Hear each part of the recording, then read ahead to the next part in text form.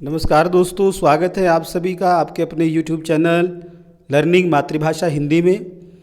इस चैनल के माध्यम से दोस्तों हम पढ़ रहे हैं भारत की खोज पाठ्य पुस्तक, और इस पुस्तक के अंतर्गत हम पढ़ रहे हैं पाठ 2 जिसका शीर्षक है तलाश।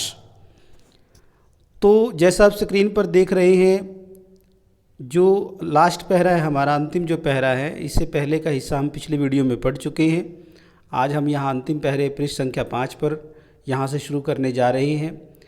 लेखक कहता है कि मैंने भारत का इतिहास और उसके विशाल प्राचीन साहित्य के कुछ अंशों को पढ़ा है।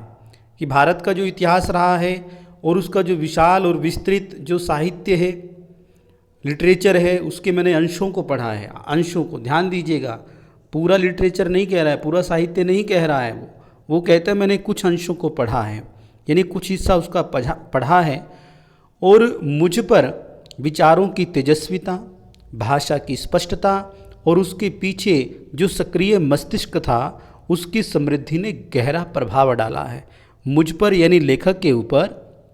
लेखक कहता है कि मेरे ऊपर जो विचार मैंने पढ़े, जो साहित्य मैंने पढ़ा, वो बड़े तेजवान थे, उनमें बड़ी तेजस्विता थी और भाषा बड़ी स्पष्ट थी। और जिन लोगों ने उसको लिखा है, वो सक्रिय मस्तिष्क उन लोगों की बात करता है जिन्होंने उन विचारों को लिखा, उस साहित्य को लिखा। लेखक कहता है कि उनकी समृद्धि ने, कि वो कितने समृद्ध लोग थे, कि भाषा की स्पष्टता देखने को मिलती है, विचार कितने जो हैं वो तेजस्वितापूर्ण हैं, भरे हुए हैं। तो उसकी समृद्धि ने लेखक के ऊपर गहरा प्रभाव डाला है, असर डाला है। लेखक बताता है कि मैंने उन पराक्रमी यात्रियों के साथ भारत की यात्रा की जो सुदूर अतीत में यहाँ चीन और मध्य एशिया से आए थे। अब देखिए, जो चीन से यात्री आए या पश्चिम से यात्री आए या मध्य एशिया से जो यात्री आए, वो लेखक के समय से पहले आए। तो लेखक ने उनके साथ यात्रा कैसे की, यहाँ पर जो भाव छिपा है उसको समझने का प्रयास कीजिए। वो कहना चाहते हैं कि मैंने उनके द्वारा जो रचित रचनाएं हैं, अर्थात उन्होंने जो यहाँ पर यात्रा की, भारतवर्ष में वो लोग आए, चाहे वो चीन से आए, चाहे वो पश्चिम से आए, चाहे वो मध्य एशिया से आए, उन लोगों ने भारत में की गई यात्रा के अनुभवों को अपने यात्रा वृत्तांत में लिखा, अपने रचनाओं में उनको स्थान दिया। अब लेखक ने क्या किया है, उनकी रचनाओं को पढ़ा कि किस प्रकार वो चीन से चले, भारत में वो कहाँ कहाँ गए, किस क्षेत्र में गए, क्या क्या उन्होंने देखा, भारत की संस्कृति कैसी है, भारत की सभ्यता कैसी है। और लेखक जब उसका पठन पाठन कर रहा है, पढ़ रहा है, तो वह साथ साथ उनकी यात्रा भी कर रहा है। इसलिए लेखक ने यहाँ पर यह बात कही है कि मैंने जो है यात्रियों के साथ यात्रा भी की है। इसके बाद कहता है कि मैं पूर्वी एशिया, अंगकोर, बोरोबुदुर और बहुत सी जगहों में भारत की उपलब्धियों के बारे में सोचने लगा कि इतने जगह पर भारत की कितनी उपलब्धियां हैं। मैं उस हिमालय पर घूमता रहा जिसका पुराने मिथकों में ने मान्यताओं, मिथकों का मतलब क्या होता है, मान्यताएं होती हैं। मान्यताएं, जो पुरानी मान्यताएं हैं उनके बारे में ये बात कर रहा है। पुराने जो मान्यताएं हैं, मिथक हैं, मिथकों और दंत कथाओं का, दंत कथा यहाँ पर आया है, दंत कथाओं का मतलब होता है ऐसी कहानियाँ जो लिखित रूप में जो है प्राप्त नहीं होती हैं, अपितु वो लोगों के द्वारा एक व्यक्ति से दूसरे व्यक्ति तक या एक कान से दूसरे कान तक जो है पहुँचती है। दंत कथाओं के माध्यम से लोगों को कंठस्थ होती हैं, फिर वो अपनी आने वाली जो पीढ़ी होती है उसको सुनाती है, फिर इस प्रकार से ये चलती रहती हैं। इनको दंत कथाएँ जो है कहा जाता है। आगे लेखक कहता है कि और जिसने हमारे विचारों और साहित्य को बहुत दूर तक प्रभावित करने का काम किया है। आगे बताता है, वह व्यक्तिगत अपने बारे में बताना चाहता है कि पहाड़ों के प्रति मेरे प्रेम ने, लेखक को पहाड़ों से बड़ा प्रेम था, और कश्मीर के साथ मेरे खून के रिश्ते ने। कश्मीर मूल निवासी कहाँ के थे, पंडित जवाहरलाल नेहरू जी कश्मीर के रहने वाले थे, उनको कश्मीरी पंडित कहकर भी हम संबोधित करते हैं। ठीक है, तो महान पर्वत से साथ मेरे खून के रिश्ते ने मुझे उनकी ओर विशेष रूप से खींचने का काम किया, आकर्षित करने का काम किया है। इस महान पर्वत से निकलकर, अर्थात जो महान पर्वत जिनकी वो बात कर रहा है, जिनकी तरफ वो घूमने के लिए गया, जिन पर्वतों ने उसे आकर्षित किया, वो बताता है कि इन महान पर्वत से निकल करके भारत के मैदानों में बहने वाली, भारत के मैदानों में ने जो भारत का समतल क्षेत्र है, समतल जो जगह है वहाँ पर बहने वाली भारत की विशाल नदियों ने मुझे आकर्षित करने का काम किया है, मुझे अपनी ओर खींचने का काम किया है। और इतिहास के अनगिनत, अनगिनत का मतलब होता है जिन्हें नहीं गिना जा सकता, इसको हम असंख्य कहकर भी संबोधित कर सकते हैं, अर्थात जिनको गिना नहीं जा सकता, ठीक है, वो असंख्य हमारे पास हो जाता है। पहलुओं की याद, पहलुओं में ने यानी ऐसी कोई घटनाएं, ऐसी बातें जिनकी वो याद दिलाता है, ठीक है, उन पहलुओं की यानी घटनाएं या बातें, उसको हम समझ सकते हैं। नेक्स्ट ये कहता है यहाँ पर इंडस या सिंधु, दो शब्द यहाँ पर दिए गए हैं, इन्हीं के आधार पर हमारे देश का नाम, हमारे देश में ने हमारे भारत देश का नाम जो है वो इंडिया और हिंदुस्तान पड़ा है। इंडस से इंडिया हो गया और सिंधु से हिंदुस्तान हो गया। ये क्यों हुआ है? क्योंकि सै की यदि बात करें, सै को जो है अरबी फ़ारसी में, सै को क्या करते हैं अरबी फ़ारसी के अंदर, अरबी फ़ारसी जो उर्दू आप समझ सकते हैं, उर्दू में सै का उच्चारण वो क्या करते थे लोग, है करते थे, क्या करते थे, है। तो वो सिंधु की जगह हिंदू उन्होंने कहना शुरू कर दिया, ठीक है, वो है किया करते थे, सै का उच्चारण क्या करते थे, है, तो सिंधु वो नहीं बोलते तो क्या बोलेंगे, हिंदू बोलते थे। तो इसलिए जो है सै का उच्चारण है होने से जो है सिंधु का हिंदू हो गया और ये क्या बन गया, हिंदुस्तान। अर्थात हिंदुस्तान यानी सिंधु नदी के तट पर जो रहने वाले लोग थे, किनारे पर जो रहने वाले लोग थे।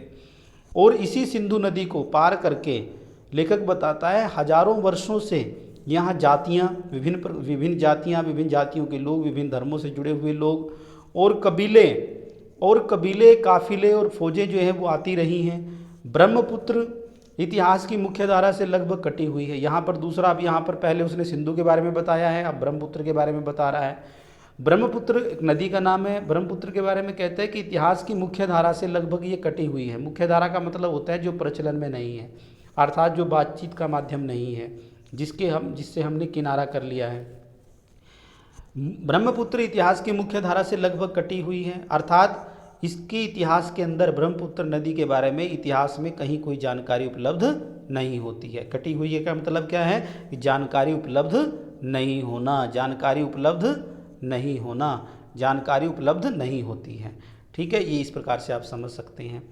आगे कहता है पर पुरानी कहानियों में, यदि पुरानी कहानियों की हम बात करें तो आज भी जो है ब्रह्मपुत्र नदी जीवित है। और ये कहाँ से निकलती है, उत्तर पूर्वी पहाड़ियों के हृदय में।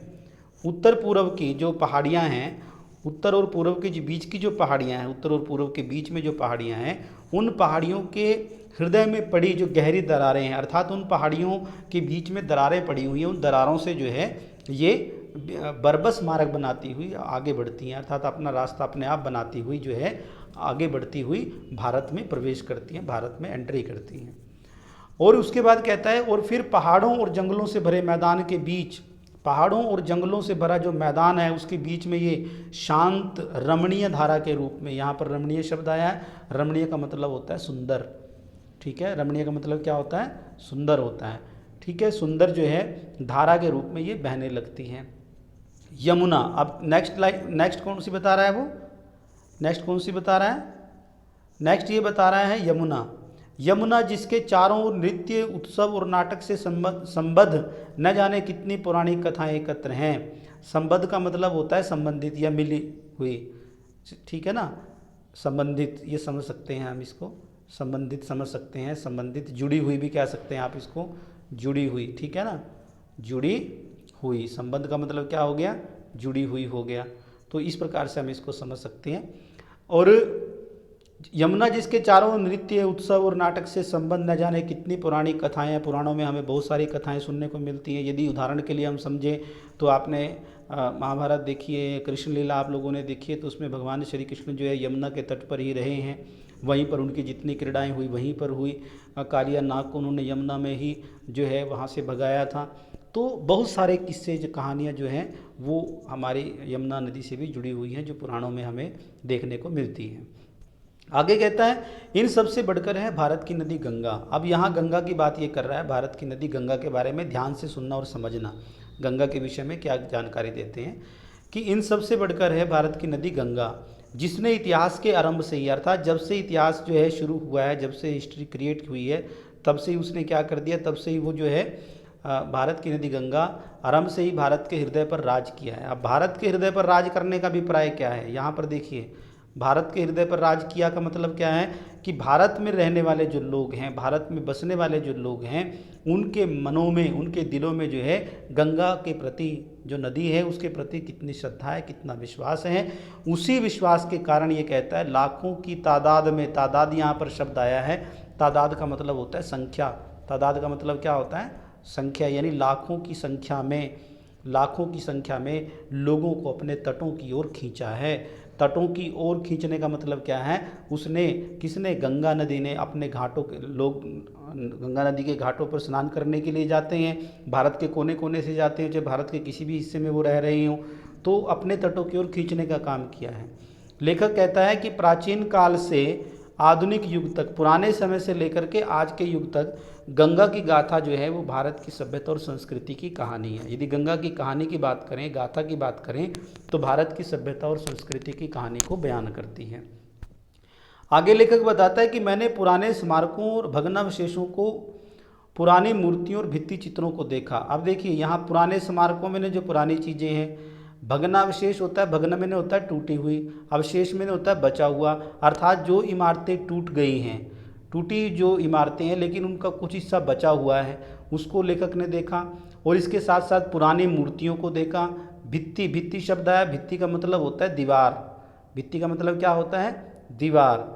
तो उसने दीवार पर बने हुए चित्रों को देखा, यहाँ लिखा हुआ भित्ति चित्रों को देखा, अर्थात जो पुरानी गुफाएं हैं उन गुफाओं में आज से 5000 7000 वर्ष पहले जो है तत्कालीन लोगों ने जो है चित्रकारी की, तो उनको भित्ति चित्र यहाँ पर कहा गया है। जैसे उदाहरण लेखक दे रहा है, जैसे अजंता है, एलोरा है, एलिफेंटा की गुफाओं और अन्य स्थानों को देखा।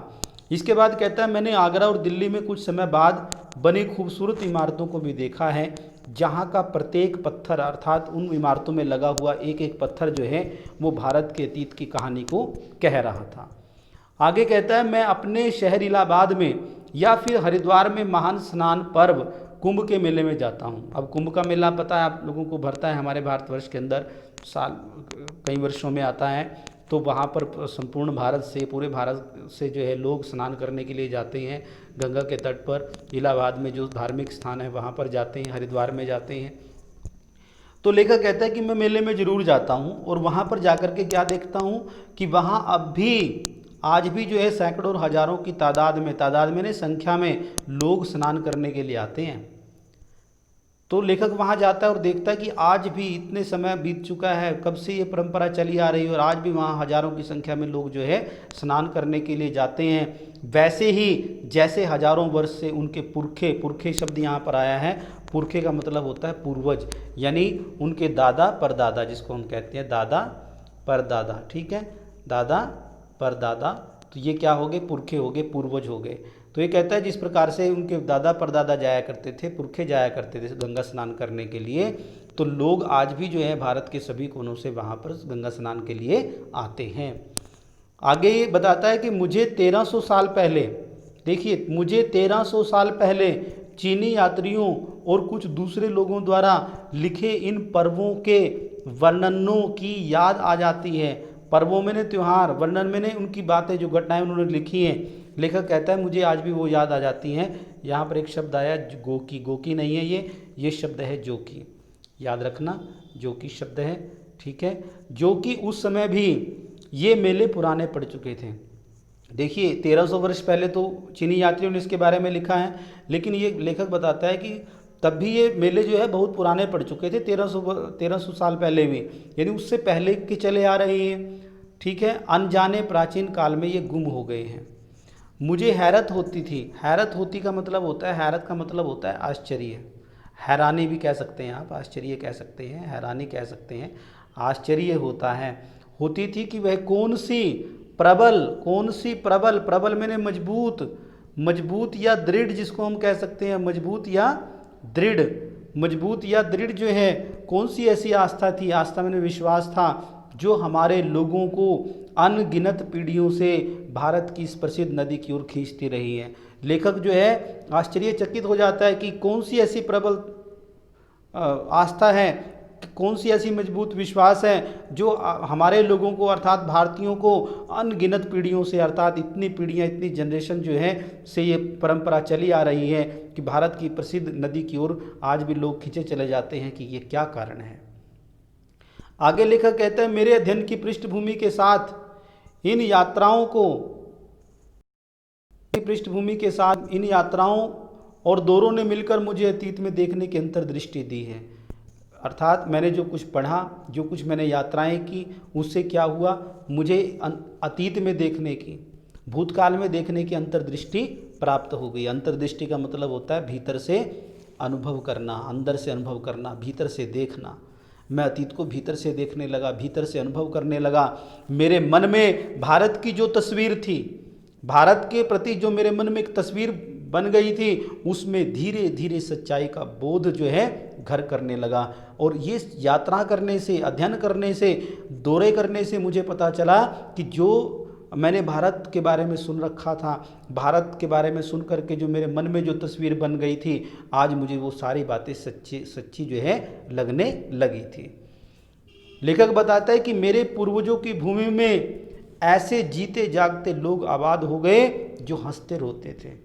हमारी संस्कृति ऐसी है जो हंसते भी हैं, रोते भी थे, प्यार भी करते थे और पीड़ा भोगते थे। अर्थात जब उनके ऊपर कोई समस्या, कोई दुख, कोई आपदा आती थी, उसको भी वो सहन करते थे। इन्हीं में ऐसे लोग भी थे जिन्हें ज़िंदगी की जानकारी और समझ थी, जो ज़िंदगी के बारे में जानते थे, ज़िंदगी का फ़लसफ़ा क्या है उसके बारे में जानते थे, और ज़िंदगी को कैसे जीना है उसकी भी उनको समझ थी। इस अतीत के सैकड़ों सजीव चित्र मेरे मन में भरे थे। लेखक कहता है, ऐसे अतीत के सैकड़ों सजीव, सैकड़ों मैंने हंड्रेड्स जिसको हम कह सकते हैं, सजीव मैंने जीवित चित्र जो है मेरे मन में भरे पड़े थे। जब भी कहता है मैं किसी जगह जाता था तो उस विशेष स्थान से संबद्ध अर्थात जुड़ी हुई या संबंधित चित्र जो है तत्काल मैंने उसी समय, तत्काल का मतलब क्या हो जाता है, उसी समय जो है मेरे सामने आकर के खड़ा हो जाता था या खड़े हो जाते थे। उस विशेष स्थान से संबद्ध जितनी भी बातें थी जो मैंने अध्ययन के माध्यम से पढ़ रखी थी, इतिहास के माध्यम से पढ़ रखी थी, वो सारी चीज़ें, वो सारी बातें जो है मेरे सामने आकर के खड़ी हो जाया करती थी। आगे लेखक बताता है कि बनारस के पास सारनाथ में मैंने बुद्ध को उनका पहला उपदेश देते हुए लगभग साफ देखा, क्योंकि मैंने उनके बारे में पढ़ रखा था। अब देखिए बुद्ध कब हुए हैं, लेखक कब हुआ है, तो उन्होंने साक्षात कैसे देख लिया।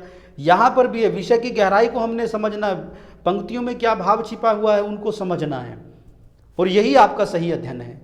बनारस के पास सारनाथ में मैंने बुद्ध को उनका पहला उपदेश देते हुए लगभग साफ देखा। कैसे देखा? क्योंकि उन्होंने बुद्ध की जीवनी को पढ़ा है, उन्होंने अध्ययन किया है कि महात्मा बुद्ध ने अपना पहला उपदेश जो है बनारस में सारनाथ नामक स्थान पर दिया था। वो बात उनको याद थी, इसीलिए जब वो वहाँ पर गए और उस स्थान पर जाकर के वहाँ पर खड़े हुए तो उनको वो सारा चित्र जो है उनके दृष्टि पटल पर जो है गोचर होने लगा, दिखाई देने लगा।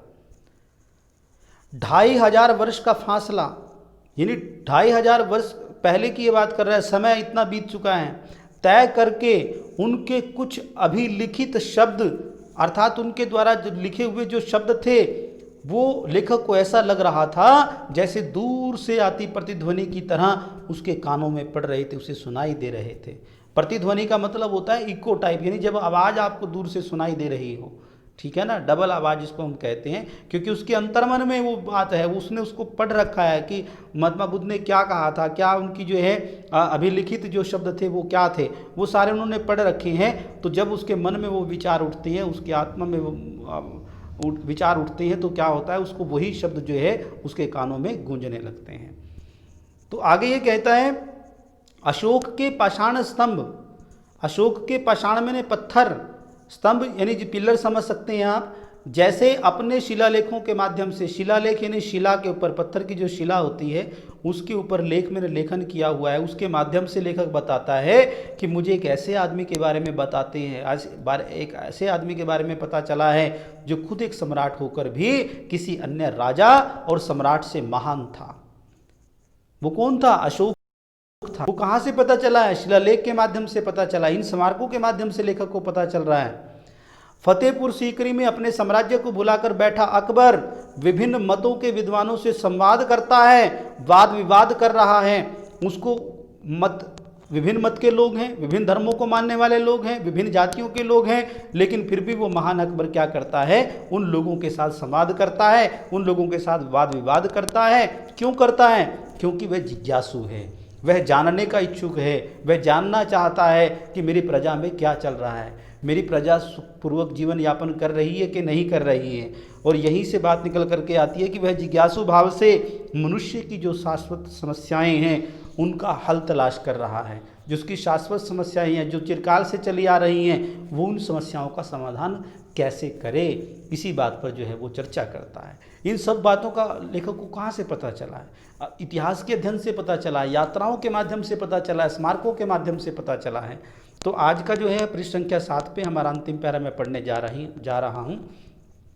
लेखक कहता है, इस तरह भारत के इतिहास की लंबी झांकी अपने उतार चढ़ावों के और विजय पराजयों के साथ जैसे धीरे धीरे मेरे सामने खुलती जा रही थी। मुझे इतिहास के 5000 वर्षों से चली आ रही इस सांस्कृतिक परंपरा की निरंतरता में कुछ विलक्षणता प्रतीत होती है। विलक्षणता मैंने अलगपन। विलक्षणता का मतलब क्या होता है? जो सबसे अलग होता है, विलक्षण होता है, अलग समझ सकते हैं आप बिल्कुल सिंपल तरीके से।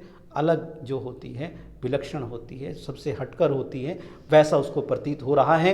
यह परंपरा जो दूर दूर तक जनता में फैली थी और जिसने उस पर गहरा प्रभाव डाला था। लेखक कहता है यह परंपरा जो है जहाँ तक भारत में दृष्टि जाती है, जहाँ तक लोग रहते हैं, वहाँ तक ये फैली हुई है और ये लेखक के ऊपर जो है गहरा प्रभाव डालती है। तो नेक्स्ट पृष्ठ संख्या 7 पर भारत की शक्ति और सीमा हम नेक्स्ट वीडियो में पढ़ेंगे। तो आशा करता हूँ आपको ये समझ आ गया होगा। और दोस्तों, यदि आपको समझ आ गया तो प्लीज़ आप जो है चैनल को सब्सक्राइब कर लें, बेल आइकन दबाना न भूलें, ताकि आगे आने वाली जो हमारी वीडियोज़ हैं वो सबसे पहले दोस्तों आप तक पहुँचे। तो चैनल को सब्सक्राइब जरूर करें, चैनल को सब्सक्राइब जरूर कर लें, सब्सक्राइब करना न भूलें।